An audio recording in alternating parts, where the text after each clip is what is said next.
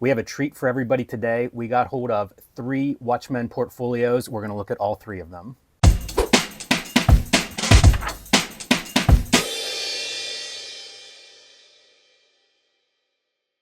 Hello and welcome to your favorite YouTube channel, Cartoonist Kayfabe. My name is Jim Rugg. I'm Ed Piskor.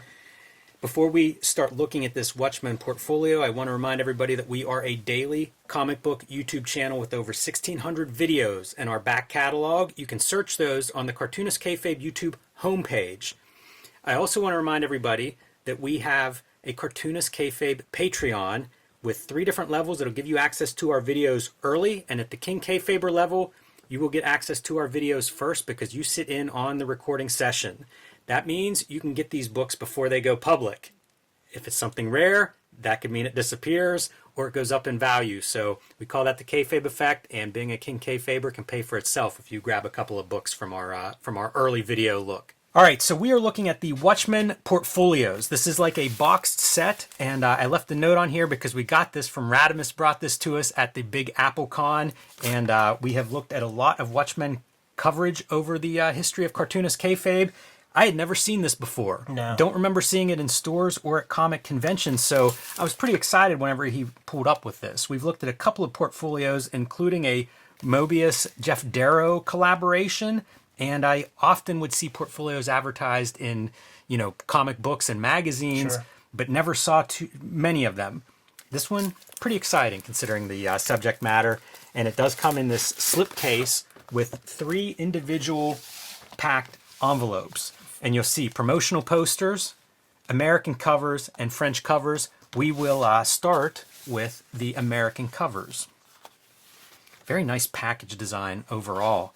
Big, oversized, glossy folders. And I think it speaks to not just DC's promotional efforts, but also the success of Watchmen. Once I think they started to see the response, it was, how do we really take advantage of this? And that's what we get here, You get I think these were the pull quotes from the back of issue 1 Right. on the base of some of these. But one of the things I always thought about Watchmen is just how great the design was. And I think that's Dave Gibbons that came up with like the trade dress for these issues. So distinct and so different from pretty much any other comics I saw at that time. Yeah, I think these are the titles of the of each of the issues. Makes me wonder if John Higgins was coloring at this exact size. Like, why would you blow it up? Blow up his coloring. It's so detailed in these blow-ups, you can kind of see like the little fragments of color that are on here too. Makes me wonder if that's airbrush, and then like how he's getting that trick of like the specks. I had somebody talk airbrush with me at Big Apple Con, and all these tools that I have not used, I wish I would, I wish there was time to play around with them. It looks like maybe ink wash for the photograph, and then you do your airbrush technique, and then you hit it with some dabs of white paint. It really does feel sandy, though, doesn't it? It does. It goes back to that, like, how do you get the speckle effect? It was both guys, because like Gibbons was getting it in the ink line also. And for anybody that's unfamiliar with like these original issues of Watchmen, this would be the first panel of each issue, which was pretty novel at that time and pretty striking as an overall, when you get your 12 issues all together, like they're just amazing from cover to cover. I always loved this too, the dust being scraped off. Totally. And you still see the smiley face. Yeah, that smiley face everywhere. The variety of these covers, I think, is something that stands out to me as well. Like, look at how ballsy this is for a comic cover. There's not no muscular dude, no damsel in distress. It's just a shape. Like, the confidence and the faith that the editorial has to put into these guys. Respect. Yes. Yeah, it's just such a genius comic, not just for the comic itself, but the packaging and everything, the way it was presented. This is kind of amazing too, because this would almost be a traditional comic book cover, right? With your big superhero in a pose, except of course it's a statue and we see some of the other elements on the shelf around it. Yeah, like look at that, man. Dave Gibbons is using straight edges on, the S and stuff like that. Yeah, it's neat. I'm looking at it on the monitor to kind of see like how that reads at a smaller size. Yeah, it looks like typography from a distance, doesn't it? I'm also impressed whenever you do this kind of thing where like you clearly have these pieces that are different level of detail, right? You know, to create depth. Like it's a different way to do depth. Yeah. Here's another one of these speckle gimmicks that you're talking about. And also another one of, try selling this in a superhero market. Oh, I know. It really speaks to what Watchmen was by the time this series is rolling on. And again, your smiley face. Yeah, that's the one that that I never noticed until very late. Like your eyeballs. Smiley face. Yeah, they're all pretty striking whenever you go through the portfolio version in terms of being very bold for a comic book cover and very iconic in this case. Yeah, this blood is Dawn of the Dead, Tom Savini, Melt a Red Candle blood. Viscous, yeah. I believe, is the word. Viscous is the word, absolutely. All right, promotional posters. So probably you guys at home, if you are Watchmen fans, you will recognize some of these images. This video is brought to you by the books that we make. Ed Piskor's Hip Hop Family Tree, the Omnibus, the beautiful hardcover collection of all 4 volumes of Hip Hop Family Tree, along with 150 extra pages, is now available wherever books are bought and sold. Red Room, Crypto Killers, The Antisocial Network, and Trigger Warnings, collecting the 3 seasons of Red Room. These are all self-contained stories, so you can start with any volume of Red Room that crosses your path first. And X-Men Grand Design, the trilogy trade paperback, now in stores, collecting all 3 sets of X-Men Grand Design in one handy volume. You can read the entire X-Men history in this book. My latest includes Street Angel, Princess of Poverty, and Street Angel, Deadliest Girl Alive, collecting all of my Street Angel comics, starring the homeless ninja on a skateboard. True Crime Funnies, my self-published nonfiction anthology featuring a drug cop as well as 2 wrestling stories. BW Zine, 1986 zine, celebrating some of the greatest years in comics history, and the Hulk Grand Design, my contribution to the Grand Design mythos. And now, back to our video. These things, like I would see them in Amazing Heroes. Absolutely. You know, different comics would have these things advertised, and very like character specific. Yes. Yeah, and kind of in their element. And they would all say who watches the Watchmen would be in there as you know, they were ramping up. Spectacular as advertisements. Man, and there are some bad comics ads in comics history. Oh, yeah. So like you do it yourself if you want it to be good, and I think that's what those guys did. Who watches the Watchmen is there out there on the ticker. And you know, what are we saying about the character there, you think, man? Vanity? Yeah, probably. Vanity, sex object of a woman in a man's world. Yeah, probably a little bit of both of those. It's very light and very dark outside.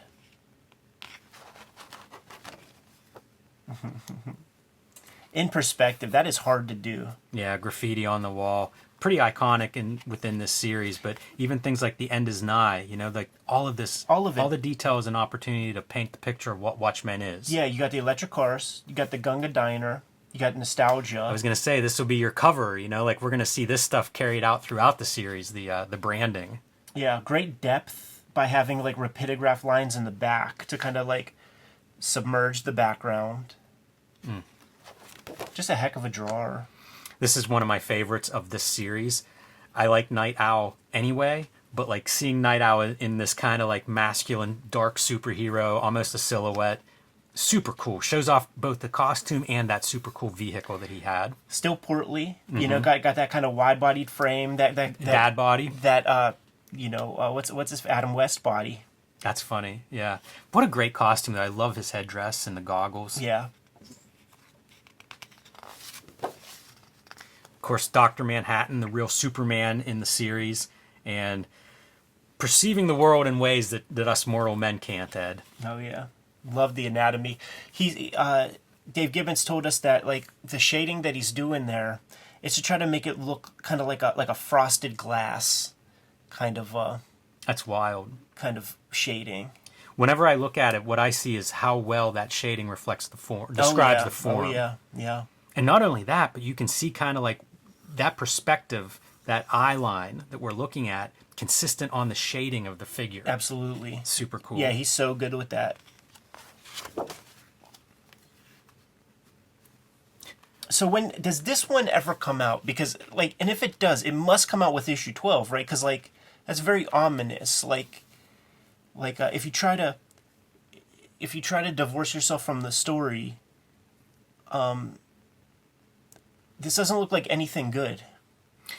I don't know when this stuff, like I think some of these ads, like Radimus was saying, I don't know if they all even ran as ads. Yeah. I think like some of the popular ones, like the Rorschach, I think we've all seen, and the Comedian was one that I would see. But I don't know if they were all used or used at the same like amount. Right. And so it's possible it didn't. It may have been stuff that they did for promotion, but then how it was used would vary. Like you get one ad page maybe somewhere, so which one do you run? And there definitely seemed to be some that were circulated more than others. Right. But this is a great image, yeah, for sure. That one's almost pulled right out of issue 12. Exactly. Now this is the one that I'm stoked on. Yeah, this one is the one that reminds me a little bit of the portfolio that we reviewed of the Mobius Jeff Darrow stuff, because it is this like beautiful painted art. Yeah, let's spend a little time on this, man. So I do feel like it's indicative of like graphic design of the time. The Bob Peak type Apocalypse Now era. I also love that we have ink on our foreground figure, but whenever you go into the background, it's all painted. You're not getting those heavy black lines around anything. A way to create some depth with relatively complex images. And I wonder what this is for. That's a good question. It just says French cover, so I guess I don't know. I wonder if it was released as like albums, that would be like maybe 2 issues per album, so you'd get like 64 pages or so, and in that European graphic album style. People at home, leave a comment underneath if you know what that is. That's my best guess, because I don't know how else you're getting like 6 covers. Look at this transparent paper where you could see the nuclear trefoil underneath. Yeah, that's very interesting. Cogs Kind of a play, and stuff, math. A play on the cover. Yeah. A photo on Mars, but updated for this one. Vitruvian Man. If this is covers, man, it's pretty gaudy. And it feels, honestly, it feels perfectly French, because a lot of the French editions I got for my various books, like WYSIWYG, nominated for all kinds of awards for our original cover, and the French, they just had like this like portraits of the character with like patches on his eye and like all this. It's like, man, that's a way worse cover. This is some good stuff here. Rorschach's origin, but then also like flying that pirate flag. Very striking, I feel like, this collection of images. The end is nigh. Very important. It is interesting to see like the painted versions of these. In some ways, it's almost like innovation. Right, the yeah, publisher or yeah, something like yeah. that would do some really painted covers, and without that black line, it's different. Because I'm guessing that it's 100% Dave Gibbons. You think? It looks like Dave Gibbons' drawings. I have no idea about the color. Right. Especially on some of this stuff would be, I don't know, it's pretty complex whatever they're doing, if it's all airbrush or a combination of mixed media or something. But like the characters themselves all look fantastic. And I think that's definitely Dave Gibbons' drawing. The weight, the figures. Yeah, so distinct. That's undeniable. Super clean though, it's not like he was doing this as an ink drawing. It looks like they're designed for this kind of open line to go ahead and go in there with color or paint. Oh, yeah. Yeah, it makes me wonder. We'll have to maybe reach out, see if we can get an answer on whether he was responsible or if Higgins colored him. I don't know. It just looks so different, the painted parts in the background. It's hard for me to place. It's possible they did it. It's neat, too, like recycling these bits of cover. Yeah. Because I don't know that this is inherent to her character. Right. But it maybe makes sense if it's volume 5 of a 6-volume collection. That's pretty great. Arctic Night Owl. Gotta love it. Look, this has Color I pencil? think color pencil, yeah. Yeah, even with the like lines on the head. Yeah, very curious. So colorful. If these are in fact some kind of French cover, I'd be curious even like with logo trade and stuff, like how that whole thing fits Yeah. as a cover. But amazing to see this stuff. And it speaks to, again, just the runaway success of Watchmen. Because I don't know that a lot of DC books are going to France for their editions. Right, certainly not at that time. Yeah. That's for sure. And you get some sense, like, that they were out of control, the creative team, because, like, the clocks stay the same, and that's never the case, like, on the issues or whatever. That, you know, they had so much graphic design power in the American. I don't think they do. Yeah, no, they don't. Oh, no, yeah, they do, a little bit. Little bits. They moved to Midnight a little bit. Okay. Yeah, awesome set. Like I said, I do not remember seeing this. No, never. Anywhere. So a very cool object. And man, one more piece of like Watchmen, even at the time, you know, it's 86 is your copyright on here. So this is not like something that is the book gained steam over the years that comes to be like. This is once that book started publication, it was like a phenomenon. Oh, yeah. Yeah. Very cool. Thank you, Radimus. Appreciate that. Yeah, totally. And I hope everybody at home enjoyed that. Yeah, someone sent us the Watchmen RPG game source book, and it has like backstories and like fleshed out stuff from Alan Moore about the characters and things. Yeah, I remember that a little bit. Never played it or anything, but it's interesting that there's extra Alan Moore work out there on the Watchmen property. Yeah, dude, getting as many bites of that apple as can be. Yeah, you can see why friction might come up as you start to see this stuff rolled out internationally and watches and role-playing games. And I don't know if those guys got paid for all of that stuff or not, but if not... As McFarlane said, you don't even give me a copy of that t-shirt. Good to go? I am. Kayfabers, like, follow, subscribe to the YouTube channel, hit the bell so that we can notify you when new videos are available. We are a daily YouTube channel with more than 1,600 videos in our filmography as we speak. Might have talked about your favorite comics. Hit the front page of the Cartoonist Kayfabe YouTube channel. Hit the magnifying glass. Type in your favorite titles. Check out those videos. But if we did not talk about your favorite comics, if you can't find those videos in our videography, you got to let us know in the comments what those comics are so that we can push those a little bit higher on our to-read pile. We have a Patreon out there, and the King Kayfabers on the Patreon mitigate the kayfabe effect by getting all the videos before anybody else. But there are several levels of support on the Patreon. Ultimately, the videos are brought to you by the books that we make. Before you is a healthy sample of what those books are. But let's bring some illumination into matters. Jimmy, what do you have?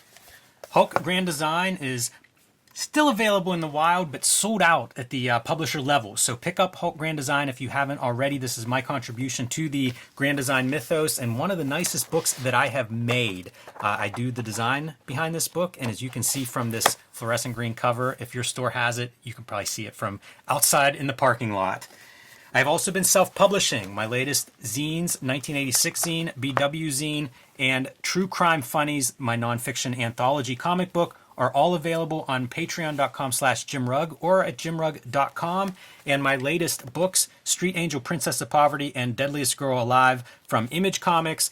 Collect all of my Street Angel comics that I have made so far. These are about a homeless ninja on a skateboard battling all the things you would expect a superhero to battle.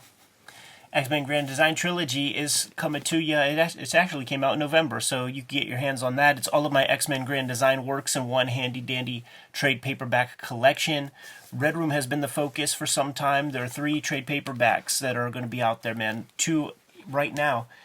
Antisocial Network and Trigger Warnings are available in stores, but this third one, Crypto Killers, is the one that will be coming out in January. So get that put on your pull list, scoop it up when it comes out. Murder on the Dark Web for Fun and Profit. You can start there because each of these books is completely self-contained with 4 complete stories. So pick your poison, you dig it, grab another one.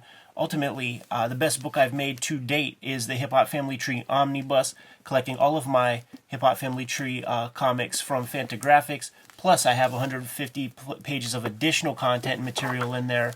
It's the best book I made. It's the most comprehensive. Worked really, really hard on it. Thank you guys who were supporting it to the level that you did. but we do still have some of those available. So scoop that up, check it out as soon as possible. There are some other ways to support the Cartoonist Kayfabe channel directly, however. Jimmy, let the people know. Subscribe to the Cartoonist Kayfabe e-newsletter at the links below this video. You can also find Cartoonist Kayfabe t-shirts, merchandise, hats, mugs, stickers, and more at our spread shop. That link is also under this video. There you have it, the many ways to support the Cartoonist Kayfabe channel. Give them those marching orders, Jimmy, and we'll be on our way. Read more comics.